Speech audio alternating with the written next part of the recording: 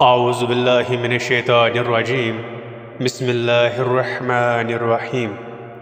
آج میرا موضوع ہے قوم عاد کی آندھی۔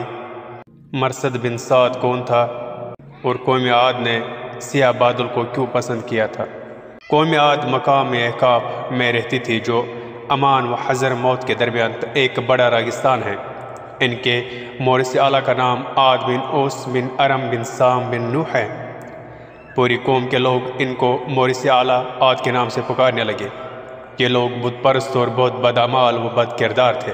اللہ تعالیٰ نے اپنے پیغمبر حضرت ہود علیہ السلام کو ان لوگوں کی ہدایت کے لیے بھیجا، مگر اس قوم نے اپنے تکبر اور سرکشی کی وجہ سے حضرت ہود علیہ السلام کو جھٹلا دیا اور اپنے کفر پر اڑے رہے۔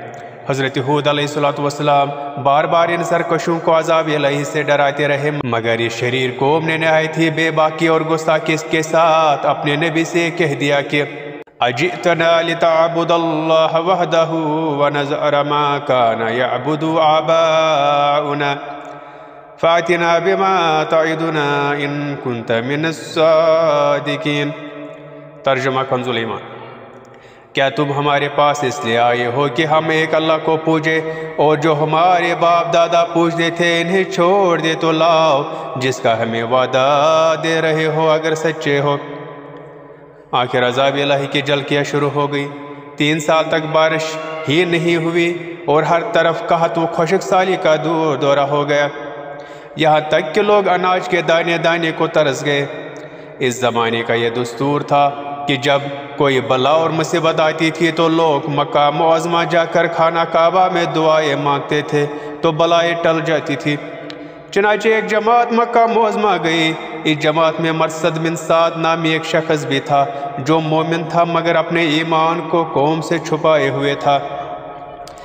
جب ان لوگوں نے کعبہ معظمہ میں دعا مانگنی شروع کی تو مرصد بن سعد کا ایمانی جذبہ بیدار ہو گیا اور اس نے تڑپ کر کہا کہ اے میری قوم، تم لاکھ دعائیں مانگو مگر خدا کی قسم اس وقت تک پانی نہیں برسے گا جب تک تم اپنے نبی حضرت ہود علیہ السلام پر ایمان نہ لاؤ گے۔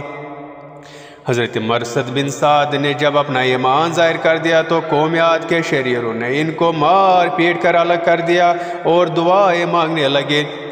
اس وقت اللہ تعالیٰ نے 3 بدلیاں بھیجی، ایک سفید، ایک سرخ، ایک سیاہ، اور آسمان سے ایک آواز آئی کہ اے قوم عاد، تم لوگ اپنی قوم کے لیے ان 3 بدلیوں میں سے ایک بدلی کو پسند کر لو۔ ان لوگوں نے کالی بدلی کو پسند کر لیا اور یہ لوگ اس خیال میں مگن تھے کہ کالی بدلی خوب زیادہ بارش دے گی۔ چنانچہ وہ ابر سیاہ قوم عاد کی آبادیوں کی طرف چل پڑا۔ قوم عاد کے لوگ کالی بدلی کو دیکھ کر بہت خوش ہوئے۔ حضرت ہود علیہ السلام نے فرمایا کہ اے میری قوم، دیکھ لو عذاب الہی ابر کی صورت میں تمہاری طرف بڑھ رہا ہے، مگر قوم کے گستاخوں نے اپنے نبی کو جھٹلا دیا اور کہا کہ کہاں کا عذاب اور کیسا عذاب؟ یہ تو بادل ہے جو ہمیں بارش دینے کے لیے آ رہا ہے۔ یہ بادل پچھم کی طرف سے آبادیوں کی طرف برابر بڑھتا رہا اور ایک دم ناگہان اس میں سے ایک آندھی آئی جو اتنی شدید تھی کہ اونٹوں کو مائن کے سوار کے اڑا کر کہیں سے کہیں پھینک دیتی تھی، پھر اتنی زوردار ہو گئی کہ درختوں کو جڈوں سے کاٹ کر اڑا لے جانے لگی۔ یہ دیکھ کر قوم عاد کے لوگوں نے اپنے سنگین محلوں میں داخل ہو کر دروازوں کو بند کر لیا، مگر آندھی کے جھونکے نہ صرف دروازوں کو اکھاڑ کر لے گئے بلکہ پوری عمارتوں کو جھنجھوڑ کر ان کے اینٹ سے اینٹ بجا دی۔ 7 رات اور 8 دن مسلسل یہ آندھی چلتی رہی، یہاں تک کہ قوم عاد کا ایک ایک آدمی مر کر فنا ہو گیا اور اس قوم کا ایک بچہ بھی باقی نہ رہا۔ جب آندھی ختم ہوئی تو اس قوم کی لاشیں زمین پر اس طرح پڑی ہوئی تھی جس طرح کھجوروں کے درخت اکھڑ کر زمین پر پڑے ہوں۔ درس ہدایت۔ قرآن کریم کے اس دردناک واقعہ سے یہ سبق ملتا ہے کہ قوم عاد جو بڑی طاقتور اور قد آور قوم تھی اور ان لوگوں کی مالی خوشحالی بھی نہایت مستحکم تھی، کیونکہ لہلاتی کھیتیاں اور ہرے بھرے باغات ان کے پاس تھے۔ پہاڑوں کو تراش کر ان لوگوں نے گرمی اور سردیوں کے لیے الگ الگ محلات تعمیر کیے تھے۔ ان لوگوں کو اپنی کثرت اور طاقت پر بڑا اعتماد، اپنے تمول اور سامان عیش و عشرت پر بڑا ناز تھا۔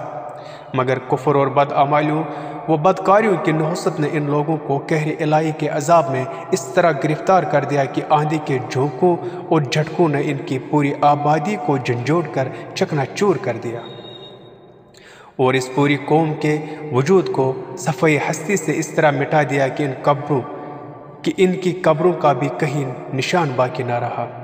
تو پھر بلا ہم لوگوں جیسی کمزور قوموں کا کیا ٹھکانہ ہے کہ عذاب الہی کے جھٹکوں کی تاب لا سکے۔